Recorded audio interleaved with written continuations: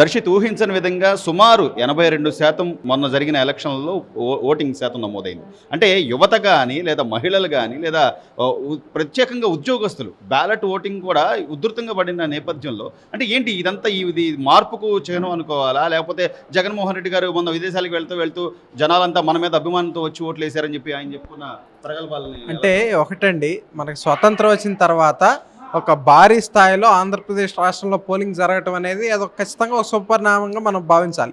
ఎందుకంటే ప్రజాస్వామ్యం సామాన్య మానవుడికి కల్పించిన ఏకైక ఆయుధం ఓటు. 5 సంవత్సరాలకు ఒకసారి ఆ ఆయుధాన్ని ఉపయోగించుకుని దుష్టశక్తులను అంతం చేయాలనే ఉద్దేశంతో ప్రతి ఓటరు కూడా ఓటు వేయడానికి ఆసక్తి చూపిస్తారు. కాబట్టి ఈసారి భారీ స్థాయిలో ఓటర్ టర్నౌట్ అనేది ఖచ్చితంగా రాజకీయ పార్టీలు అన్నీ కూడా తమకి అనుకూలంగా ఉన్నాయని చెప్పుకుంటున్నప్పటికీ కూడా తెలుగుదేశం పార్టీకి ఖచ్చితంగా ఇది పూర్తిగా అనుకూలమైనటువంటి వాతావరణం ఏర్పడింది. రేపు ఒక సునామీ సృష్టించడానికి ఇది ఒక ఆరంభం లాగా కనబడతా ఉందని కూడా నేను ఈ సందర్భంగా తెలియజేస్తాను. ఎందుకంటే ఇక్కడ ఒకటి మనం గమనించుకోవాల్సినటువంటి విషయం ఏంటంటే, ఎప్పుడైతే 1994 సంవత్సరంలో ఎన్టీ రామారావు గారి హయాంలో ఒక అఖండమైన విజయాన్ని సృష్టించుకొని తెలుగుదేశం పార్టీ పుట్టిన తర్వాత 94 ఎన్నికలు అనేవి తెలుగుదేశం పార్టీ చరిత్రలో ఒక సుస్థిరమైనటువంటి స్థానాన్ని సంపాదించుకున్నాయి. అదే రీతిలో మరి ఆనాడు కూడా ఇంతే భారీ స్థాయిలో పోలింగ్ జరిగినటువంటి పరిస్థితి ఉంది. మరి అదే రీతిలో రేపు 2024 ఎన్నికల్లో మళ్ళీ ఒక చరిత్ర సృష్టించడానికి ఏదైతే ఖచ్చితంగా ఒక భంగపాటు తర్వాత మళ్ళీ ఉవ్వెత్తున ఎగిసిపడిన ఒక కెరటంలా తెలుగుదేశం పార్టీ పుంజుకోవడానికి ఈ ఎన్నికలని దోహదపడతా ఉన్నాయి. మళ్ళీ 94 లాగా రిజల్ట్ మళ్ళీ రిపీట్ అవబోతా ఉంది. చరిత్ర మళ్ళీ సృష్టించబోతా ఉన్నాం. కానీ జగన్మోహన్ రెడ్డి గారు మీ కుటుంబాల్లో మంచి జరిగినట్లయితే, మీ కుటుంబంలో మంచి జరిగితేనే అనగానే అంటే ఇతర రాష్ట్రాల్లో ఉన్నటువంటి కుటుంబ సభ్యులు కూడా ఈ రోజున ఓటింగ్ శాతంలో పాల్గొన్నారంటే నిజంగా మంచి జరిగింది అనుకోవాలా, లేదా వాళ్ళ భవిష్యత్ తరాలను కాపాడుకోవడం కోసం బాధ్యతగా ఈ రోజున ఇక్కడ మీరు అడిగిన ప్రశ్నలోనే ఒక సమాధానం ఉంది. జగన్మోహన్ రెడ్డి గారు ఒక మాట చెప్పారు, మీ కుటుంబాల్లో మంచి జరిగితే ఓటేయమన్నారు. సొంత చెల్లి తల్లే చెప్పారు, మా కుటుంబంలో మంచి జరగలేదు, మాకు అన్యాయం జరిగింది కాబట్టి ఓటేయదని చెప్పారు. అంటే తన కుటుంబంలోనే తను న్యాయం చేసుకోలేనటువంటి వ్యక్తి సమాజంలో అందరికీ న్యాయం చేశానని చెప్పుకోవడం అనేది అత్యంత హాస్యాస్పదం. ఈరోజు జగన్మోహన్ రెడ్డి గారి పథకాలన్నీ కూడా అదే విధంగా ఉన్నాయి. 30 లక్షల మందికి ఇళ్ళు కట్టించిస్తానని చెప్పిన ముఖ్యమంత్రి కనీసం పులివెందుల్లో కూడా అందరికీ ఇళ్ళు కట్టించేవలేని పరిస్థితి ఉంది. ఈరోజు జగన్మోహన్ రెడ్డికి నిజంగా ధైర్యం ఉంటే పులివెందుల్లో వెళ్ళి ఆయన కట్టిన ఇళ్ల ముందు సెల్ఫీ ఛాలెంజ్ చేయమనండి, మేము సవాల్ విసురుతా ఉన్నాం. ఆ పరిస్థితి లేదు రాష్ట్రంలో. ఇప్పుడు జగన్మోహన్ రెడ్డి గారు హామీ ఇళ్ళు కట్టించిస్తానని, ఇంటి స్థలాలు ఇస్తానని కాదు, మిమ్మల్ని భోజనం పెడతానని ఇంటికి పిలిచి ఇస్తరా కేసేసి అయిపోయిందా అని హామీ నెరవేర్చేసానంటే ఎలా ఉంటుంది? అదే పరిస్థితి రాష్ట్రంలో జరిగింది. ఈరోజు ఆ 30 లక్షల మంది లబ్ధిదారులు, అదేవిధంగా రాష్ట్ర ప్రభుత్వ ఉద్యోగస్తులు ఎవరైతే ఉన్నారో వారు భారీ స్థాయిలో పోస్టల్ బ్యాలెట్కి టర్న్అవుట్ అనేది మనం చూసాం. నేను కూడా ఒక ఎలక్షన్ ఏజెంట్గా ఉండి ఆ పోస్టల్ బ్యాలెట్ సమయంలో ఒక ఏజెంట్గా పర్యవేక్షిస్తున్నప్పుడు ఆనాడు వచ్చినటువంటి ఉద్యోగులందరూ కూడా వాళ్ళు తెలియజేశారు, ఖచ్చితంగా రాష్ట్రాన్ని మంచి దారిలో పెట్టే ఒక నాయకుడికి మేము ఓటు వేయాలని ఒక సంకల్పం చేశాం. మేమే కాదు, రాష్ట్రంలో ఉన్నటువంటి ఉద్యోగస్తులందరూ కూడా సంకల్పం చేశారని చెప్పారు. అయితే ఇక్కడ ఒకటి గమనించుకోవాల్సిన విషయం ఏంటంటే, గతంలో మా డిమాండ్లు పరిష్కరించండి నేను ఉద్యోగ సంఘాల నాయకులు ప్రభుత్వం దగ్గరికి వినతి పత్రం ఇవ్వడానికి వెళ్ళినప్పుడు సజ్జల రామకృష్ణారెడ్డి గారికి ఉద్యోగస్తులందరూ కూడా ఒక మాట తెలియజేశారు, ఏమండి మేము మా కుటుంబ సభ్యులు మేమందరం కలుపుకొని సుమారు 30 లక్షల పైచిలకు జనాభా ఉన్నాం, కాబట్టి మీరు మాకు తగిన న్యాయం చేయాలి అంటే, అబ్బో చాలా పెద్ద నెంబర్ అయినా మీది, అయితే వెళ్ళి రాజకీయ పార్టీ పెట్టుకోండి అని వెటకారం చేసినందుకని రేపు మూల్యం చెల్లించుకోబోతా ఉన్నారు. ఈరోజు అదే కాదు, రాష్ట్రంలో ఉన్నటువంటి యువత విద్యార్థులందరికీ కూడా మరి ఉపాధి అవకాశాలు లేవు. చదువుకుంటామంటే ఫీజు రియంబర్స్మెంట్ ఎవరు? ఉన్నత చదువులు చదవాలి అని పేదింటి బిడ్డ కలగంటే పీజీ ఫీజు రియంబర్స్మెంట్ రద్దు చేసిన దుర్మార్గుడు జగన్మోహన్ రెడ్డి. ఇటువంటి అనేకమైనటువంటి శాపాలు రేపు జగన్మోహన్ రెడ్డిని దహించి వేయబోతా ఉన్నాయి. ఇంకో విషయం కూడా ఏంటంటే, ఎయిడెడ్ స్కూళ్ళు రద్దు చేయొద్దు అని చెప్పి శాంతియుతంగా నిరసన తెలియజేస్తున్న విద్యార్థులపైన అమానుషంగా లాఠీ చార్జ్ చేయించిన దుర్మార్గుడు కూడా ఈ జగన్మోహన్ రెడ్డి. ఈ భారతదేశ చరిత్రలో విద్యార్థులపైన లాఠీ చార్జ్ చేయించిన దుర్మార్గుడు ఎవరు లేడు, ఈ జగన్మోహన్ రెడ్డి తప్ప. కాబట్టి ఇటువంటి అన్నీ కూడా రేపు జగన్మోహన్ రెడ్డికి రేపు శాపంగా మారబోతా ఉన్నాయి. తెలుగుదేశం పార్టీ అఖండమైన విజయం సాధించబోతా ఉంది. లీస్ట్ కేసులో 128 +or-5 రాబోతా ఉన్నాయి. అదే కనుక సునామీ సృష్టిస్తే 160కి పై స్థానాలు తెలుగుదేశం పార్టీ కైవసం చేసుకోబోతా ఉందని కూడా మేము ఖచ్చితంగా ఆశాభావం వ్యక్తం చేస్తా ఉన్నాం. ఒకవైపు ఏమో వాళ్ళ ఎమ్మెల్యేలు కానీ లేకపోతే వాళ్ళ నాయకులు కానీ అసహనం వ్యక్తం చేస్తున్న పరిస్థితి. మన తెనాల్లో సాక్షాత్తు ఎమ్మెల్యే ఒక ఓటర్ని చెప్పదెబ్బ కొట్టిన పరిస్థితి చూసాం. మొత్తం ప్రపంచం అంతా అటువైపు చూసింది. ఇంకోవైపు పిన్నెల్లి రామకృష్ణారెడ్డి గారు పాము దూరిందని చెప్పి ఈవీఎం పగలగొట్టామని చెప్పి అదొక వార్తలు బయటకు వచ్చిన నేపథ్యం. ఇంత అసహనంగా వాళ్ళుంటే మరోవైపు కొన్ని ఛానల్స్లో మాత్రం విశాఖలో ప్రమాణ స్వీకారానికి జగన్మోహన్ రెడ్డి గారి ప్రమాణ స్వీకారానికి బస్సులు ఫుల్ అయిపోతున్నాయి, బస్సు రేట్లు పెంచారు అని చెప్పి రకరకాల వార్తలు. అసలు ఎలా చూడాలి? ఇక్కడ ఒకటండి, ఇది ఈ ఒక ఇన్సిడెంట్గానే చూడకూడదు.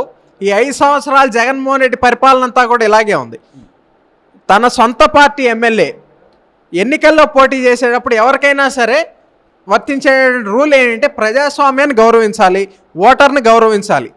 దానికి పూర్తి విరుద్ధంగా ఒక బూత్లోకి చొరబడి ఈవీఎం పగలగొట్టి అక్కడ ఉన్నటువంటి ఒక ఏజెంట్ని బెదిరించి నీ అంత చూస్తానని మాట్లాడతాం, ఇవన్నీ కూడా ఒక నియంతృత్వ పోకళ్ళకి ఇవన్నీ కూడా నిదర్శనాలు. అయితే ఇక్కడ జగన్మోహన్ రెడ్డి అసలు ఏమాత్రం స్పందించకపోవడం అనేది దాన్ని పెంచి పోషిస్తున్నట్టే దాన్ని భావించాలి. అయితే ఇక్కడ ఒకటి మనం చూసుకున్నట్లయితే ఎవరైతే భారతదేశ మాజీ ప్రధానమంత్రి దేవగౌడ గారు ఉన్నారు, వారి కుటుంబంలో వారి మనవడి మీద ఒక ఎలిగేషన్ వచ్చింది. అయితే ఆయన కూడా ఒక గౌరవప్రదమైనటువంటి స్థానంలో ఉన్నటువంటి వ్యక్తి. ఆయన తన మనవడిని నువ్వు ఎక్కడున్నా సరే లొంగిపో, నా మాట గౌరవించని ఆయన హెచ్చరిక జారీ చేశారు. మరి మా పార్టీ తెలుగుదేశం పార్టీలో 1988లో ఒక కాంగ్రెస్ పార్టీకి చెందిన ఒక సిట్టింగ్ ఎమ్మెల్యే తెలుగుదేశం ఎమ్మెల్యే హత్య చేయించబడ్డారన్న ఆరోపణలు వస్తే ఆనాడు ముఖ్యమంత్రిగా ఉన్న ఎన్టీ రామారావు కూడా ఆయన కూడా ఒక పిలిపించి తెలుగుదేశం పార్టీ ఎమ్మెల్యేని ఎక్కడున్నా సరే నువ్వు 24 గంటల్లో లొంగిపో అంటే ఆ ఎమ్మెల్యే, మా తెలుగుదేశం పార్టీ ఎమ్మెల్యే కోర్టు ముందు లొంగిపోయినటువంటి పరిస్థితి కూడా ఉంది. అంటే ఇది నాయకుల యొక్క వ్యక్తిత్వాన్ని ఇనుమడింపు చేయడమే కాకుండా పార్టీ యొక్క సిద్ధాంతాన్ని, పార్టీ యొక్క క్రమశిక్షణను కూడా మరి దాన్ని తెలియజేసే పరిస్థితి ఉంటుంది.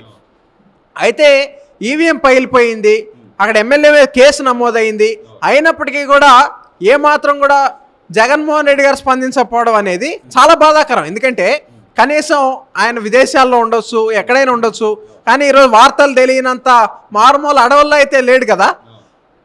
వార్త తెలియగానే పోలీసులు నిష్పక్షపాతంగా వ్యవహరించండి అని ఒక స్టేట్మెంట్ కూడా రిలీజ్ చేయలేనటువంటి ఒక దద్దమ్మ ఈ రాష్ట్రానికి ముఖ్యమంత్రిగా ఉండటానికి అనర్హుడిగా ప్రజలందరూ కూడా భావిస్తూ ఉన్నారు. అయితే ఇక్కడ ఇంకో విషయం కూడా మేము తెలియజేస్తా ఉన్నాం. ఇది ఈరోజు జరిగినటువంటి పరిణామమే కాదు, గతంలో తన సహచర మంత్రి విశ్వరూప్ గారి ఇల్లు తగలబడతా ఉంటే జగన్మోహన్ రెడ్డి ఆనాడు కూడా ఏం స్పందించలేదు, 6 నెలల పాటు స్పందించలేదు జగన్మోహన్ రెడ్డి. అంటే ఇవన్నీ కూడా ఖచ్చితంగా అక్కడ ఇల్లు తగలబడతా ఉంటే దానిలో మనం చలికాచుకోవచ్చు అనే ఒక నియంతృత్వ ధోరణిలో ఒక మూర్ఖపు ముఖ్యమంత్రిగా జగన్మోహన్ రెడ్డి చిరస్థాయిగా ఆయన ముద్ర వేసేసుకున్నాడు. అయితే గతంలో 2019 ఎన్నికల్లో జగన్మోహన్ రెడ్డి గారు నాకు ఒక్క ఛాన్స్ ఇవ్వండి అని చెప్పి ఆనాడు ఎన్నికలకు వెళ్ళటం జరిగింది. అయితే ఇప్పుడు ఈ ఎన్నికల్లో ప్రజలందరూ కూడా జగన్మోహన్ రెడ్డి అడిగింది ఒక ఛాన్సే, ఈ జీవితంలో జగన్మోహన్ రెడ్డికి ఇచ్చేది కూడా ఒక ఛాన్సే అని ఎన్నికల్లో తేల్చేయబోతా ఉన్నారు.